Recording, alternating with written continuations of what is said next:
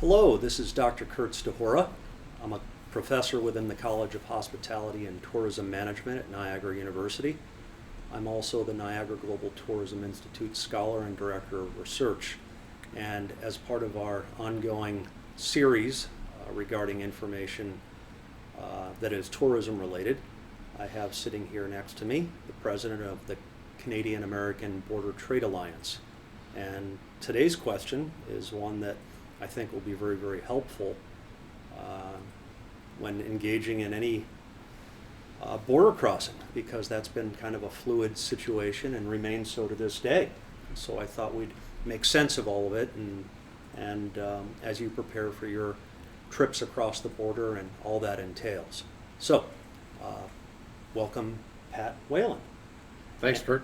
Thanks for being here. So, tell us about the border in broad sweeping strokes and where we are now in the middle of September, and what we're hearing, and then the actual physical process of crossing the border one way or the other. I think there's still some mysteries to be uncovered. Yeah, making sense of it is not an easy challenge. It's confusing. First of all, the border is still closed to Canadians for non-essential travel. So Canadians aren't coming to the United States via the land border. They can fly, which is interesting. Something that doesn't make sense, Right. at least to me. They can fly to the United States, but they cannot drive to the United States for non-essential travel. For Americans, we can now go to Canada, but the process is, as we say in Canada, the process is a little bit complicated. It's not terribly complicated, but first of all, you have to be vaccinated. So if you're not vaccinated, you cannot go. Mm-hmm. Secondly, you have to have a negative COVID test, and the results of that test have to be within a 72-hour period. That's problematic in a lot of cases because the free tests in the United States frequently take 72 hours or more. Right. And if you've planned a family vacation and you get the free test and you get to 70 hours and you don't have the results, you don't know whether to leave or not. Right. So that's a bit of a problem. And if you pay for the tests, you certainly have the results quickly, probably 12 or 18 hours, plenty of time. But the test can be as much as $200. So if you have a family of four, that adds $800 to your vacation, the cost of your vacation. So I think it's really depressing, the demand for Americans to go to Canada for vacations. For a guy like me who had a property in Canada, someplace to go without a reservation, I could go whenever I like. I could say, okay, I'm going to go on Thursday and try to get the test 72 hours ahead. If I don't get the results, I'll just change my date. Sure. And go whenever. So for property owners, it's good. Family members, I think it's good. So it's definitely an improvement over where we were with a complete non-essential ban. But it's not really helping tourism, I don't think, to the extent that it could if that negative test wasn't required. I think that negative test is a barrier to really reopening the Canadian marketplace to American tourists.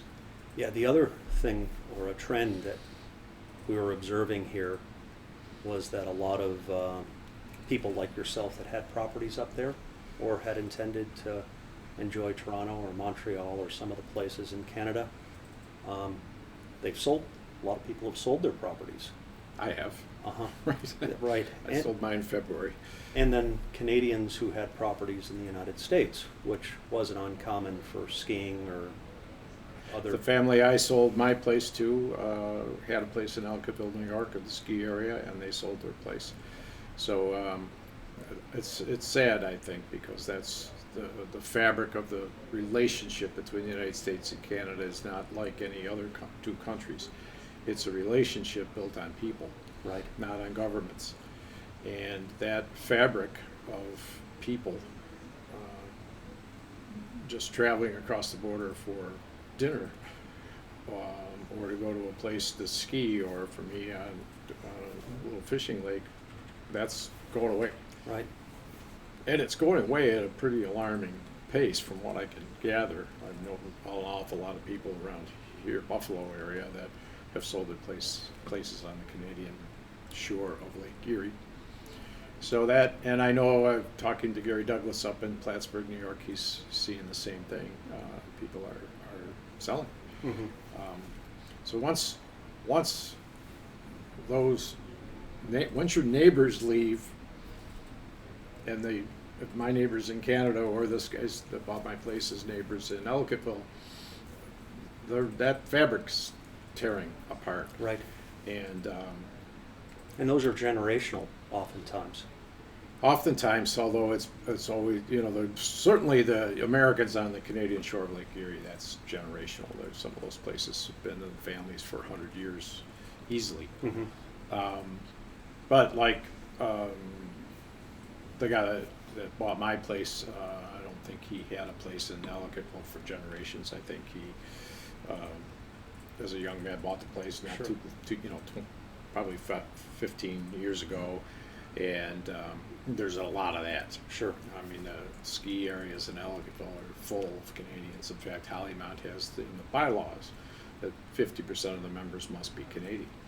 Now, I don't know what they're going to do. Right. I don't know what they've done during the pandemic, and I don't know what they're planning to do after, if a lot of those Canadians that had ski chalets there sold them. Right. It's going to be difficult to have 50% members, I think, and that's really sad to me. I mean, this is a relationship along the border that has been.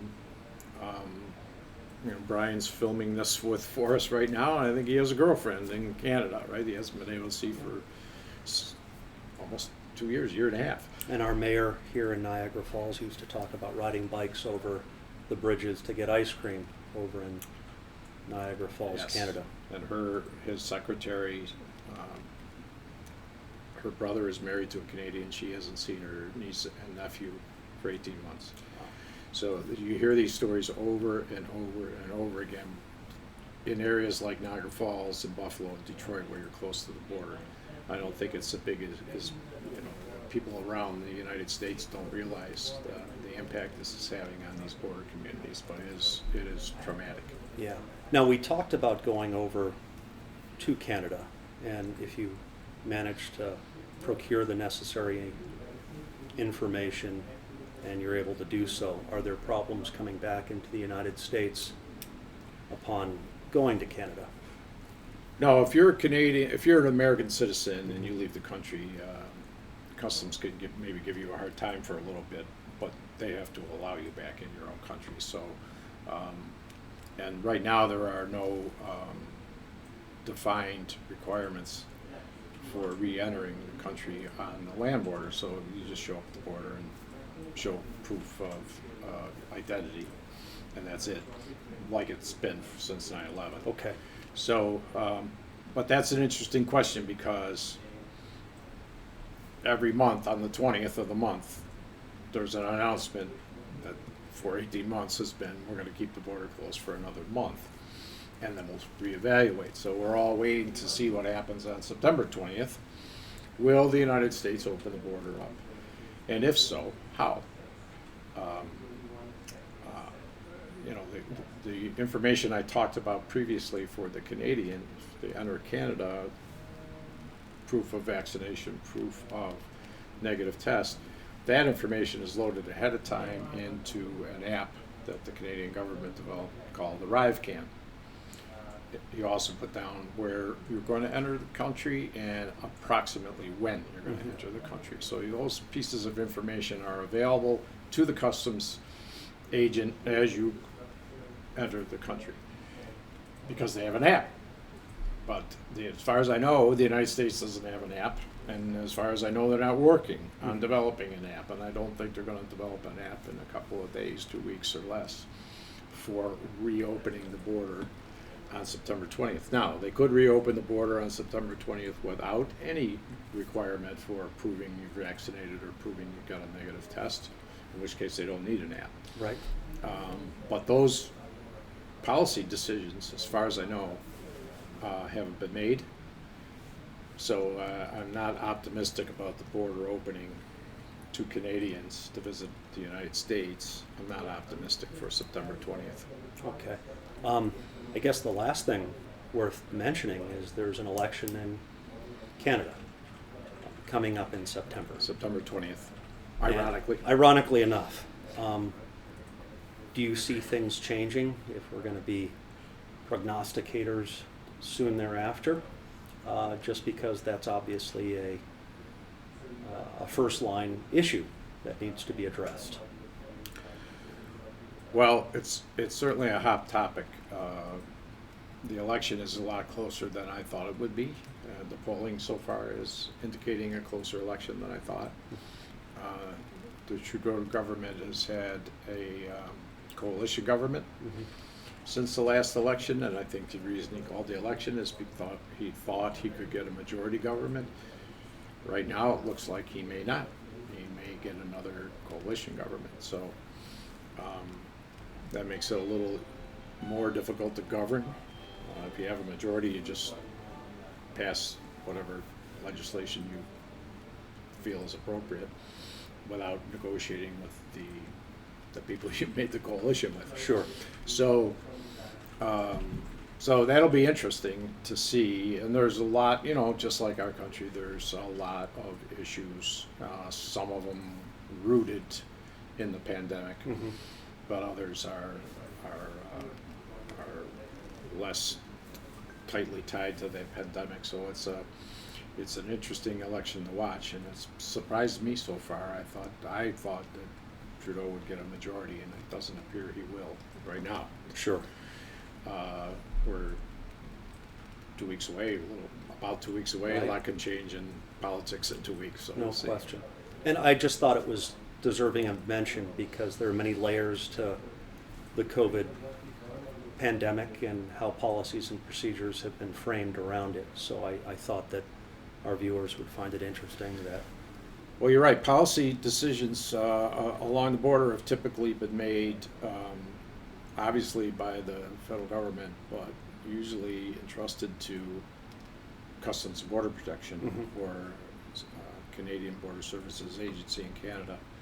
But there's a new sheriff in town in both cases. It's the CDC in the Right. United States and Health Canada in Canada. So those are also ministries that are under the control of the Prime Minister. So, you know, in the unlikely event that Trudeau didn't form a coalition government, then there may be new health commissioners and customs people, and that could change everything. Sure. Because there is some pressure in Canada to open the border more.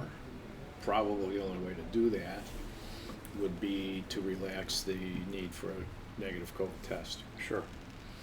or accept an easier test to get. And I should mention that they are random testing people that do cross the border. Oh, And good. there's been something like 52,000 people randomly tested on the Canadian side after they've done all the things we talked about before. And less than 0.2% of those tests have proved to be positive tests. Now, obviously, if I get a test here and it shows I have COVID, I'm not going to cross the border. Right. So we've eliminated those people, but it's amazingly low numbers of people that are showing up at the border and randomly being tested and then proving to have COVID. So that may make an argument for relaxing that testing requirement, which would really open the border. I think that's what's necessary to get tourism going again, which is really what we're talking about here is tourism. Right. So the data is supporting the fact that there might be a platform by which the border regulations could be relaxed coming back this way. Great. Well, this was wonderful, and obviously we could go on about this, and we could have another meeting 2 weeks from now or a month and 2 weeks from now. But thank you so much. This was done for the purposes of you preparing your eventual trip across the border as an American going to Canada, and we hope this was helpful, and we'll keep you abreast of news as it comes up. Thank you so much. Thanks, Kurt.